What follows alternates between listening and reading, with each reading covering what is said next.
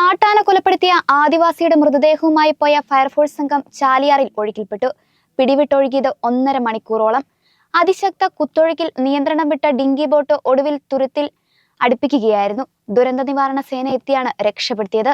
പിന്നീട് വ്യാഴാഴ്ചയാണ് ബില്ലിയുടെ മൃതദേഹം പോസ്റ്റ്മോർട്ടത്തിനായി കൊണ്ടുപോയത്. പോത്തുകൽ മുണ്ടേരിയിൽ കാട്ടാനാക്രമണത്തിൽ കൊല്ലപ്പെട്ട ആദിവാസി ബില്ലിയുടെ മൃതദേഹവുമായി പോയ ഫയർഫോഴ്സ് സംഘമാണ് ചാലിയാറിൽ കുത്തൊഴുക്കിൽ അകപ്പെട്ടത്. പോസ്റ്റ്മോർട്ടത്തിനായി കൊണ്ടുപോകുന്നതിന് മൃതദേഹവുമായി പുഴ കടക്കുന്നതിനിടെ ഫയർഫോഴ്സ് സംഘം ഒഴുക്കിൽപ്പെടുകയായിരുന്നു. വൈകുന്നേരം 6 മണിയോടെ വനത്തിൽ നിന്നും വാണിയമ്പുഴ ഫോറസ്റ്റ് സ്റ്റേഷനിൽ എത്തിച്ച മൃതദേഹം ചാലിയാറിലൂടെ പോസ്റ്റ്മോർട്ടത്തിന് കൊണ്ടുപോകാൻ സാധിച്ചിരുന്നില്ല.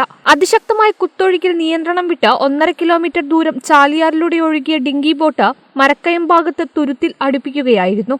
രാത്രി 9:30യോടെ NDRF സംഘമാണ് രക്ഷാപ്രവർത്തനം നടത്തിയത്. പുഴയ്ക്ക് കുറുകെ ഉരുക്കുവടം കെട്ടിയായിരുന്നു രക്ഷാപ്രവർത്തനം. രാത്രി ഏറെ വൈകി തുരുത്തിൽ നിന്നും കരക്കെത്തിച്ച് പുഴയുടെ ഒഴുക്ക് കുറഞ്ഞ ഭാഗത്തുകൂടി ഡിങ്കി ബോട്ടിൽ ഇക്കരെ എത്തിച്ചു. ബുധനാഴ്ച വാണിയമ്പുഴ ഫോറസ്റ്റ് സ്റ്റേഷനിൽ സൂക്ഷിച്ച മൃതദേഹം വ്യാഴാഴ്ച രാവിലെ പോസ്റ്റ്മോർട്ടത്തിനായി മഞ്ചേരി മെഡിക്കൽ കോളേജ് ആശുപത്രിയിലേക്ക് കൊണ്ടുപോയി. ബുധനാഴ്ച രാവിലെ ഊരിന് സമീപമുള്ള കുന്തൻതോട് വനത്തിൽ കൂൺ ശേഖരിക്കാൻ പോയപ്പോഴാണ് ബില്ലി കാട്ടാനയുടെ പിടിയിലകപ്പെട്ടത്. തിരിച്ചെത്താത്തതിനെ തുടർന്ന് നടത്തിയ തിരച്ചിലിലാണ് മൃതദേഹം കണ്ടെത്തിയത്.